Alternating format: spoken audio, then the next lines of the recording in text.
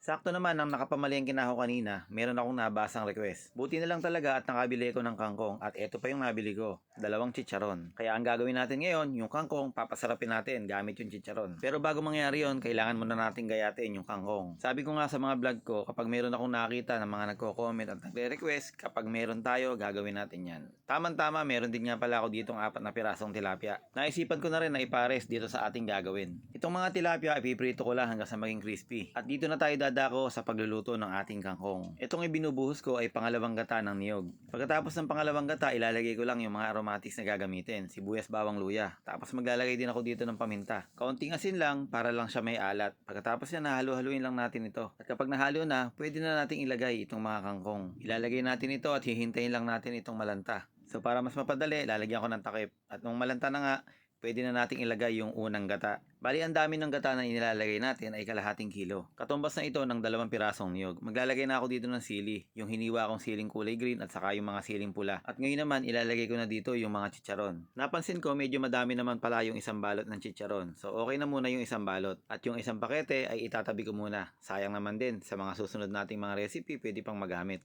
Pinaiga ko lang ng konti itong ating niluluto hanggang sa magmantika na yung kanyang gata. Yung ganitong itsura ay pwede na para sa akin. Pero kung gusto mo pang patuyuin, pwede naman. Kaya yung request ng isa nating follower, sana nagustuhan mo. Hindi ko man nasunod yung kagustuhan niya na ilagay ko sa mga sahog, kahit papano nabigyan ko naman siya ng idea. At ikaw na rin na nanonood hanggang ngayon. So maraming salamat po sa inyo. Sana po ay nagustuhan nyo itong ating video ngayon. Kaya naman kung meron ka pang nais na ipaluto sa akin, pwede mo naman dyan i-comment. Pero wag naman sana yung mga illegal o yung mga exotic ang ipapaluto mo. Pass tayo dyan. Kaya sana paki-like and share itong ating video. Salamat!